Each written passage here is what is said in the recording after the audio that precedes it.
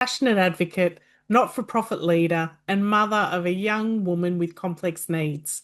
With over 20 years in the disability sector, Giuliana draws on both her professional expertise and lived experience to empower families and build more inclusive communities. Join us as we explore her journey and vision for real inclusion. Welcome, Giuliana. Good morning. Thank you so much for joining us today. Can you tell us a little bit about your daughter and what makes her uniquely wonderful? Sure. Where do I start? So my daughter Gabriella, she's 23 years old. She'll be 24 this year. Um, she's very unique because, first of all, she has a very rare genetic disorder. And it's got a nice big long name called inverted duplication deletion 8p. We haven't yet found a nice name for it, like some of our other genetic disorders, because there's not enough people diagnosed in the world with her genetic disorder. Last count, I think there was 6 in Australia, and there's just over 250 worldwide.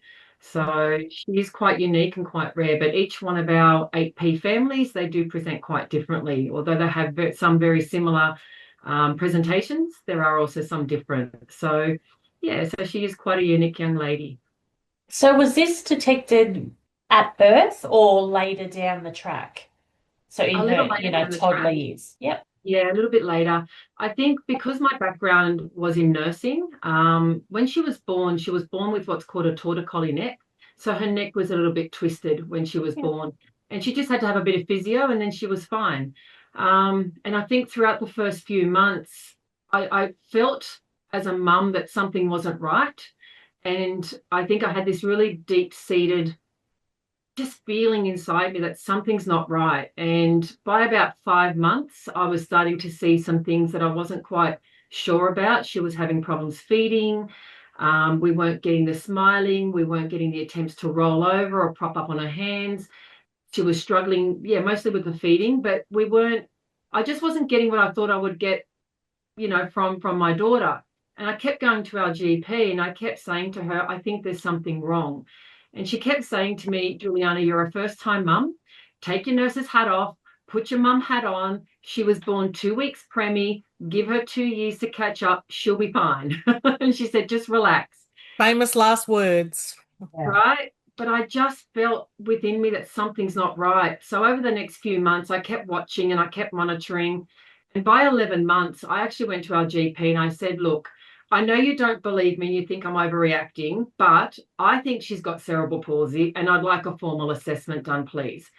So she said to me, she said, all right, fine. What makes you think she has CP? And I showed her, I said, well, this development isn't right. Her feet aren't right. She's not weight bearing. There was a lot that she wasn't doing. She wasn't holding her head up properly. So she said, that's fine. She said, I'll send you to a pediatrician. And, if everything comes back fine, can I say I told you so? And I said, absolutely, no problem. So off we went to the pediatrician. And honestly, within 5 minutes of meeting our daughter, he picked her up and he did a little bit of a test with her and he just said to us, he said, look, I do think she has cerebral palsy. He said, but let's do a blood test and a brain scan just to make sure there's nothing else underlying. So we said, okay, no worries. The pregnancy was great. The birth was great. APGAR scores were all fine at birth. So for all intents purposes, everything appeared to be going fine. So there wasn't really any reason for something to be wrong other than what she was presenting with. So we went down the path of blood tests and a brain scan, and sure enough, everything started coming back with something. So that's when I went back to my GP and she just looked at me with the reports in her hand and she said, I'm so sorry. And I said, now can I say I told you so? And she said, yeah, you can. She said, I'll cop that. And I think it's really important for people that are just starting on this journey or a similar journey to trust their gut. The mother always knows best. They are living with this child 24/7. Please just keep pushing if you believe that there's something wrong. When did you first realize that your journey as a mother would change or did change into a carer role and would be different to what you expected? Yeah, that's actually a really good question because I think at that point, so that was 11 months old when the pediatrician first suspected CP and then we went for the tests. So by the time the blood tests and the brain scan results were conclusive, She was 16 months old. So at that point, I did well and truly have my nurse's hat back on. And I was going through all my literature that I could find as far as research, because all we knew at that point was that she had an 8P genetic disorder, but we didn't know of what origin, and that she had agenesis of the corpus callosum. So that means the real large part of her brain was missing. So in the middle of our brains, we have this thing that I refer to as like a bridge. And it's what our nerve fibers and our neurons and transmitters in our brain go through when they go from left to right and right to left. And they go through this, they walk across this bridge in a really nice, neat pattern. And that helps our body to communicate one side to the other. So that sort of organizes all of our motor functions, our speech, all of those sort of things. So I well and truly had my nurse's hat on at this point. And then when we got these two diagnoses, we were sent to our local hospital to start with our allied health. So we were sent in for OT, physio, and speech, and they were to be quite intensive. Very quickly. It all happened very, very quickly. So I think I didn't even really have time to grasp what that carer role meant and what it looked like, because I was so busy being a mum, or I thought I was so busy being a mum, because that's just what you do. You're looking after your child. But by about 2 years, we had started with a large organisation, the Cerebral Palsy Alliance, and they took over all of our allied health from the hospitals, because the hospitals you can only stay with for a short period of time. And I remember distinctly being at home just after she was 2, and I was sitting on our living room floor and I was implementing the physiotherapy that we had been given. So I was trying to get her to, sort of sit up on her all fours. And my daughter didn't like it. Gabriella did not like it. She felt very uncomfortable in the positions that I was trying to put her in to teach her how to get into that crawling position. And I remember at this particular point, she started crying. And I thought, okay, that's all right. We can push through. We can do this. But her cries started getting more and more distressing. And at that moment, that's when I grabbed her and I thought, you know what? I can't do this. I can't be a therapist. And mum, I just want to hold you right now and protect you from the world. Yeah. And I'm not going to do this. So I think at that moment, that was probably my defining moment of, wow, I'm expected to be a therapist here, which is down that line of caring, right? Not what a normal parent should have to go through. So I was a first time mum, grappling with being a first time mum, but then also having these labels and these diagnoses thrown at us. And then on top of that, we had all this allied health as well. By the time she was 2, 2.5, she had a team of 13 specialist doctors and therapists. And they're all coming at her from every which way, because she was so unique, she was so rare. So we had neurologists, geneticists, gastroenterologists, we had everybody, all the allied health. And everyone's like, oh, what does this look like? What does 8P look like? And I was happy to share our journey, but it was quite confronting sometimes. And yeah, I really had to try and monitor that carer role versus mum role. And I think all Gabriella would have wanted was mum at that point because, little girl scared, not knowing who all these people are. So mum was the best person you could be at that point in time. So what does a day-to-day look like for you and Gabriella? Now, Yeah. 23 years on. So now, 23 years on, Gabriella does require 24/7 care. Yeah. She does have some sounds that she uses. She used to have 13 words when she was really little, but unfortunately, she dropped those words when she was learning to walk. So now she has what we sort of refer to as vocalizations or sounds. So she'll start to try and say some words, like she'll say "good" for good. Just a couple of little sounds. So she requires 24/7 care. So that starts at about 7 o'clock in the morning, 7, 7:15. She needs help getting out of bed. So we have to physically lift her up out of bed, put her socks and shoes on, help to walk her to the bathroom where we'll sit her on the toilet. We will change her continence pads, and then get her dressed for the day. She requires full assistance with dressing. We give her breakfast. We normally have a carer come in at about 7:30 in the morning, and the carer comes in at 7:30 and they help give Gabby breakfast. They will brush her teeth, they'll do her hair, finish getting her dressed, pack her bag for the day program for the day. Then she goes off to her day program, which she absolutely thrives. She just loves that. She's got her own little group of friends. that she's had for a few years now, and she just adores it. She loves it. And then in the afternoon, she comes home from there and she has her shower. They put her into pajamas, and then she might watch telly for a little bit of time while Dad and I get dinner ready. Then we have to feed her dinner. Then after dinner, we have to wash her face and, sort of maybe sometimes we'll change her clothes depending on how busy dinner time got, or how messy dinner time got. And then we'll brush her teeth and change her a couple of more times before she goes to bed. Then we'll physically put her into bed and get her nice and comfortable. We might have to do some stretches or some exercises or rub some cream into her ailments that she might have. Gabby does have a full electric assisted bed, and then I need to sleep in the bed next to her.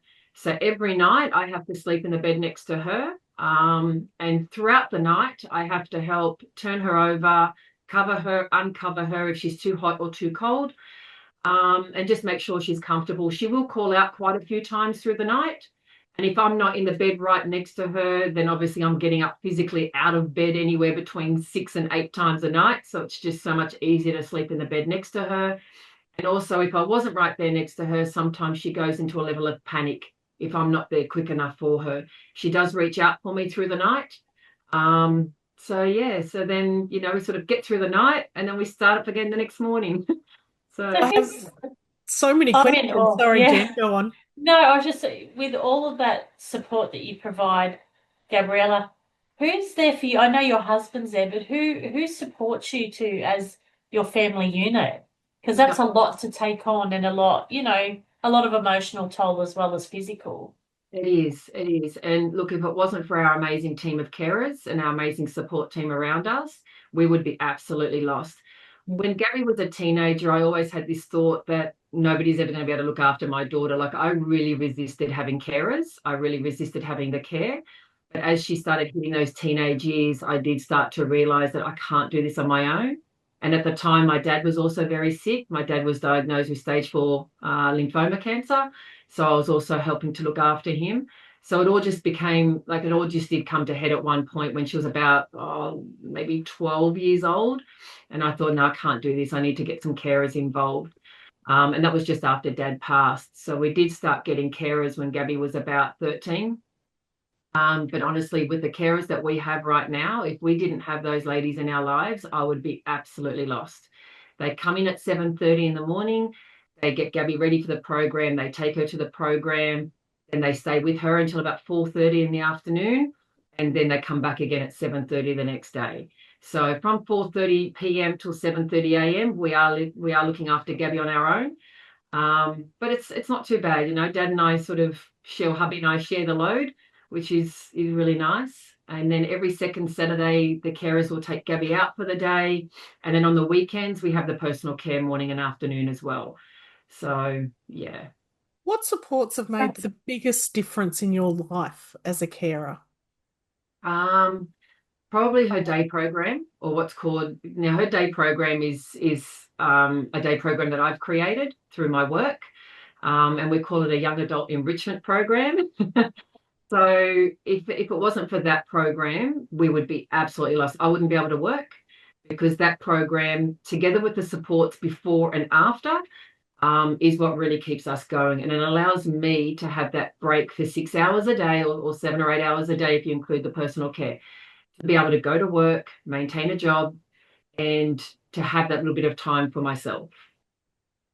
And you talked about before you sleeping next to Gabby. How does that then affect your relationship with your husband? It's really hard because from what I'm hearing, you are so devoted and you don't have a choice. Of course, it's your child. You would always do it, but that must affect so many other areas of your life. It does. It really, really does. And it has had a huge impact on our marriage. We've had a lot of struggles through our marriage over the time, over the years, and we've certainly been tested to the end of our rope. And we've just had to find a way to make it work. And I know a lot of families don't. I see a lot of families break in these situations, and we have been broken. We have been to the end of our marriage a number of times, and we thought we can't do this. We're going to have to call it. But for whatever reason, through the love that we had for each other, we realized that separating hasn't been the best solution. And that I guess at the bottom of it, my husband and I, we do still have a lot of love for each other. And together we have a lot of love for our daughter. He's honestly the best dad that I think I could have ever had for my daughter. He does so much for her as well. He goes above and beyond what many dads would never have to endure for their daughters. And I'm talking, like getting quite intimate as far as dealing with things like periods and having to change her. I mean, she's a fully developed young woman, and he still helps to toilet her and, sort of get her in and out of the shower when I have to do it if we don't have a carer available. He deals with a lot. So yeah, so we've had it has had a huge impact. So what we've done with our carers is that it's taken us a number of years. It hasn't been quick and it has not been easy.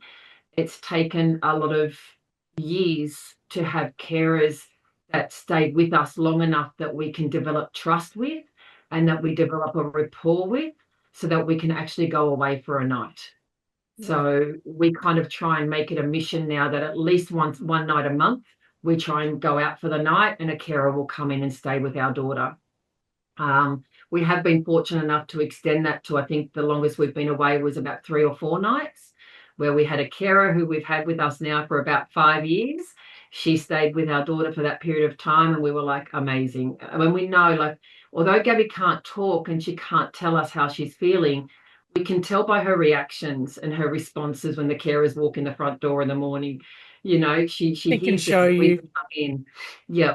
So we get an inkling from Gabby that, yep, you can trust me with this one, or you can trust this one with me because we're good. We've got this. Yeah.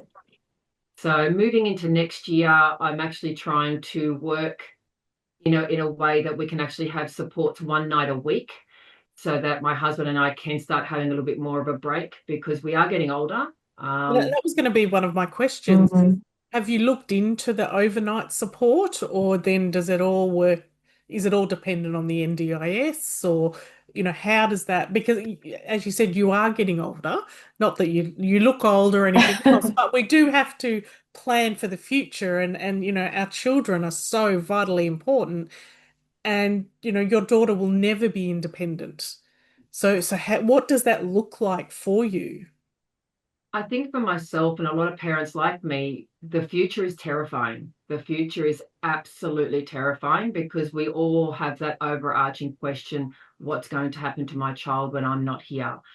My Yeah. husband and I are now 60 and 50. So, as I said, we are looking towards that aging. We've both had spinal issues. I've had spinal surgery. We've both got ailments. We've got, sort of lots of inflammatory problems within our bodies from the constant care of looking after Gabby. So what we're trying to do now is work with the NDIS to make sure that they do understand that this is our life. We don't want to be forced down the path of having to put Gabby into a SIL environment. That is not a place for Gabriella at all. She will not cope. She will absolutely not cope in a SIL environment. She's so used to having mum and dad around. I mean, we're talking about a 23-year-old young lady here who really is at the capacity of an 18-month-old to 2-year-old. So whenever I get the powers that be sort of say to me, well, you know what, there's things like SDA out there and SIL out there, I often try and reflect back for them and sort of say, would you put your child in a group home? Would you put your 2-year-old in a group home? And their answer is always going to be, no, I wouldn't. And I'm like, Yeah. then don't force me to put my daughter in that environment just because biologically she's 23. Mm. She's not functioning at the level of a 23-year-old. So she will forever be our little girl. We don't get that privilege of having, our daughter go through high school and relationships and, going to uni and getting a job and all that sort of stuff. We will never Getting have that. married, having But at the same children. time, we have to respect that she will never be able to stay over in an SDA or a SIL. We have tried it. We have absolutely tried taking her to that kind of environment, and she just cries. She holds on to us for dear life. She will hold on to us tightly, and she's like, "No, you're not going to let me go. You're not going to let me go." So I'm not going to put her through that trauma, that mental trauma and that emotional trauma. Just because she can't verbalize it, it doesn't mean she can't show it. And she does show it very clearly. So our goal moving forward is to have her staying at home, supported by the NDIS, hopefully. We've been very, very fortunate that we do have a good plan, but I do worry that as she's getting older, that plan is not going to suffice. So then it becomes a juggling game of, well, which support has to kind of be prioritized here? Do we get the overnight supports one night a week, and then we don't have the personal care supports on the weekend, for example? So, I do talk to the NDIS every year. I talk to our LAC and I say, listen, I'm just flagging with you. This is our future plan. This is what we're working towards. And they're like, okay, Giuliana, thanks for flagging that. It's good to know. So, yeah, it is tough, but we are moving to next year, hopefully having one night a week where we can have a carer come into our home and spend one night a week with her, which will give us one night a week. And then as the years go on, we'll build that up to 2 nights a week, 3 nights a week. So what would you change in the system to make life easier for carers like yourself and your husband? What changes would you like to see? It's a loaded question, I know, but it's a question that a lot of people ask. They ask themselves. I think a more humane approach from the NDIS. I understand, and I wear two hats, right? I'm a service provider. I've created a company, I've created a not-for-profit charity that looks after my daughter and young adults like her, as well as other people living with disabilities in the community. So I do get it from a service provider point of view. I can appreciate the funding constraints from the government for the NDIS, and I have supported the NDIS since its inception. And I keep telling people, I keep saying it's an amazing system if it's used properly. And I do worry that, yes, because of the abuse of the system and because of the overuse of the system, we're now finding ourselves in a very, very broken system. And that just breaks my heart, because probably up until about 3 or 4 years ago, I was saying, no, it's not broken yet. It's not broken yet. It's fractured, but it's not broken. We're going to fix it. So I guess from a service provider point of view, I can understand what they're doing and why they're making the cuts that they're making. But I worry that they're losing that humane approach for the people who really need it and who the system was originally designed for. The system was originally designed for people with complex physical and cognitive disabilities. That's ideally what the NDIS, in my understanding, was designed for. And I've had roundtable meetings with Bill Shorten and with the Liberal parties. I've had lots of meetings with ministers. So I've had that level of input, and I get it, but I just beg and plead that you please don't lump us all in one basket going, everybody's a participant, everybody's going to be looked at the same way. We still have to have that humane approach where LACs and planners especially are actually taking the time to understand their person that they are giving funding to. Don't give me a 1 hour phone call. That's not enough. You are not going to know my daughter by a phone call with me. You actually need to meet her. How can a planner make the decision as to how much funding my daughter's going to get when she's never even met my daughter? And probably hasn't read the reports. Yeah. Right, 100%. And the NDIS CEO herself has come out and said, yep, we don't actually have time to read all the reports. So the system's failing itself in that regard, because I'm spending, I can tell you, hundreds, if not thousands of dollars on getting these reports from our allied health and our service providers for her, and yet they're not even being read. So you're forcing me to spend money that doesn't need to be spent because you're not using it. You're not using the very thing that you're asking us to provide that you're paying for. So, yeah, there needs to be a better system. It really does. We need to talk to the people on the front line that are actually living this all the time. And I know we have little committees, but unfortunately, when I look at these committees, my husband and I always throw our hands up going, where's the parents in this? Where are the actual real life representatives? I understand that they've got committees, and I look at those committees and I think, yep, these people have got university degrees. They might have experience a little bit on the front line, but when did they ever work as a carer? When have they ever walked into the home of a parent caring for the people that they're supposed to be supporting? More lived experience required. Yeah. Yeah. And I'm not talking, like, I value the lived experience of those who are actually living with a disability, who have the cognitive ability to advocate for themselves. But I don't feel there's enough representation of those adults like my daughter who can't advocate for themselves, who require the parents. Not all parents are whinging, sort of kind of it's all about me kind of parents. I know that there is a cohort of parents out there who live in a bubble of, I don't mean to be rude, but live in a bubble of despair, and who live in a bubble of I want, I want. I understand that, but not all And I parents are like that. deserve because I have a chip on my shoulder. I shouldn't Yeah. have to live this life. Yeah. And look, we've as a parent, we've all been through it. We all look back and think, this is not the life I had planned. You know, when I planned to become a mum, this was not what I had planned. But at the end of the day, I had no choice. What I've been dealt with is I had no choice. I could not have seen it coming. We had the in utero testing done. We had everything done. We thought we had done everything right. My husband and I were living a healthy, active life. We didn't, we've never had a disability kind of directly in our family. I've had, extended family that with disabilities, but I'm also adopted, so there was no genetic link there. So we've never had to deal with anything like this. So for all intents purposes, we felt we'd done all the right things. So when we were diagnosed at 16 months, it honestly felt like somebody had just grabbed me by the ankles and tipped my world upside down. I had no choice in this. So, yeah.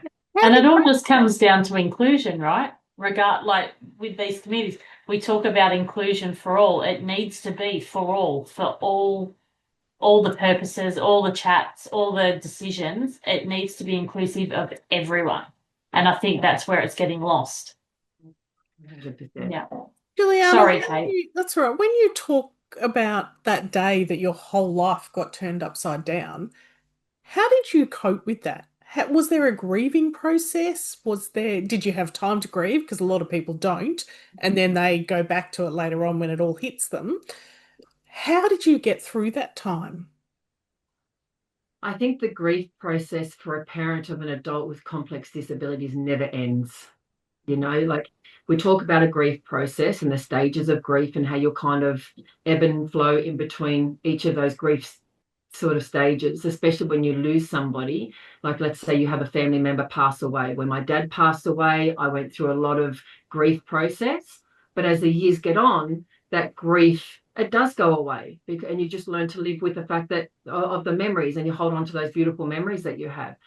But I think with a parent, as a parent, you don't ever stop that grieving process. Some days are tougher than others, some days are better than others.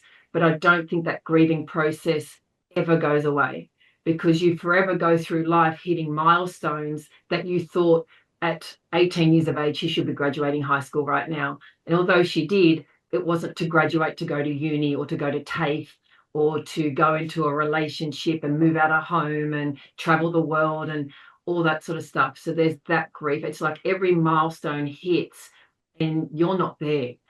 So that grief process, I don't think ever stops. And there's also the other milestones that we're missing, in the sense that, yes, my husband's about to turn 60, and I'm about to turn 50. We should be celebrating, right? We should be preparing for my husband's retirement almost. And we should be able to be having big parties celebrating. We should be able to go and travel the world. We Go can't. on your cruises. Right? We can't. We can't do any of that. So then that's more milestones missed that we don't have. We don't get to enjoy sleeping together every night in the same bed. Like, even something as simple as that, even as something as simple as my husband and I watching TV at night while my daughter goes off out and goes out with her friends, or while she goes to her room and watches her own shows. Even that we can't have. We live in a bubble that is forever our daughter. So, I don't think that grief process ever stops. There are still some days where I find myself just feeling really down and very sad about the life that we have. And then, you feel guilty because I worry about how she feels. And I've said many times, I wish just for a day that I could look at the world through her eyes. To be able to see the world through her eyes just for a day would be amazing, to sort of see and think and feel what she does, because I don't understand her world. I can't And I understand her don't think world. anybody does. No No, one can. no, I don't understand how much she understands. I don't know how much she understands. Every now and again, my husband and I will be having a conversation and we'll get this little giggle from her. And I'm like, we look at each other and we're like, did she just get that? We're like, does she actually understand what we're saying right now? So, yeah. What helps you keep going on the hard days? Ah, to be completely honest, it's the people around me. I've built, I developed a life where I'm surrounded by people every day. So I've kind of created this beautiful little environment where, because I'm a service provider, I have I have the privilege of employing some people that I feel vibe with us, with our family unit, and that are going to look after my daughter and her friends, because I feel a sense of responsibility to the parents that we support. So I guess to have that privilege of being able to select people to come on this journey with us. And we're very clear on this in the interviews when we have it with them. Like, everybody knows we are a family unit. I've got some of the most beautiful admin people that I work with. They are my absolute rock. There are days when I am not in a good space and they're like, "Are you okay, Giuliana?" And I'm like, "Not today." And they're like, "Okay, what can we do for you?" They don't run away and hide and think, "Oh my God, I don't know what to do." They come into my home. They see our life every day. They're in my home every day, so they see it, they feel it, they get it. And honestly, if I did not have those people around us, I'd be lost. My husband and I don't have any family, so we are quite literally on our own. And when I say that, I mean quite literally. My mum and dad are both gone. I don't have siblings. My in-laws are both passed. So, we are quite literally on our own. So we our team of carers and admin, they've kind of become our extended family, and they're just the most beautiful human beings I think I've ever met. That's so lovely. One piece of advice that you would give another mum starting on the journey. Oh, yeah. That's really hard because I don't want to be a hypocrite. Because when Gabby was younger, it was all about us as a family unit holding it together. But I didn't realize back then how much building a network was going to be valuable. I've come across a lot of parents along the way, and for whatever reason, we've kind of met our own challenges and we haven't stayed in touch. And I'm really sad about that, because I look back at a lot of those parents now, and I look back at a lot of those families, and even work colleagues before I was a service provider. I look back at a lot of work colleagues who were at school with my daughter, who were the carers that looked after my daughter at school. And I still look at some of them and I think they were just amazing human beings. And I wish I had have kept in touch with them. But I think as a parent with a young person with disabilities, it's it becomes the out. It becomes easier to say, I can't maintain this friendship, than what it does to maintain the friendships through the difficult times. Does that make sense? Yeah. I think a lot of it comes down to you're just exhausted. Yeah. You've got so much, you're giving so much to your daughter that you've actually got nothing else to give to anyone else. Yeah. And that's 100% right. I've often found myself thinking that I am surrounded by people every single day. I'm surrounded by people every day, all day. But yet some days I feel like the loneliest person who I know, because at the end of the day, it really is just me and Gabby and my husband. It Yeah. really is just the three of us at the end of every day, because carers, as beautiful as they are and as amazing as they are, they do come and go. They want to go and experience different things. They go off and become mums themselves. They go and get married. They move away. So as much as we love our carers and they become a big part of our life, we know they're not going to be with us forever. So I think the advice I would give to a young mum now is hold on to those people. Hold on to the people in your life, even if it doesn't feel right some days, and even if some days are just too hard. Try if you can to keep coming back to them. Try as much as you can to circle back to them and say, "Hey, I'm sorry I've been absent, but I'm here. Do you want to catch up for a coffee? I've actually got, an hour to spare today." I really Um, like what you just said, circle back. Yeah, it is a life circle where you come and go and that's okay. yeah, yeah. And I think for me, I started to feel that sense of guilt, because as much as I started building relationships with the people who I worked with, and other parents who were at the school that my daughter was at. I started building those relationships with them, but so many times you cancel on gatherings, get-togethers, birthday parties, because my daughter started, my daughter got sick again, or my daughter's not up for it today, so I just can't get there. Or you don't tell people this, but you just think to yourself, I am so emotionally and physically exhausted. I haven't slept, or Gabby hasn't slept for 3 nights. So I haven't slept for 3 nights. I'm just so tired right now. I just need to close my eyes for half an hour while I put her on a show and just try and catch my breath, rather than go through all the physical elements of getting ready to actually go out and be presentable and put on that front. So you do cancel a lot, and then you start to carry the guilt of not wanting to catch up or not being able to catch up. So then you just let everything go, and before you know it, you find yourself in a very lonely place. But I think it's also really important for people to know that it's okay to take time. Yeah. It's so important for you to look after yourself. Yeah. Finally, what are the hopes for you for Gabriella's future? Oh, the hopes for her future, that she can stay in her program with her current friends for as long as she can.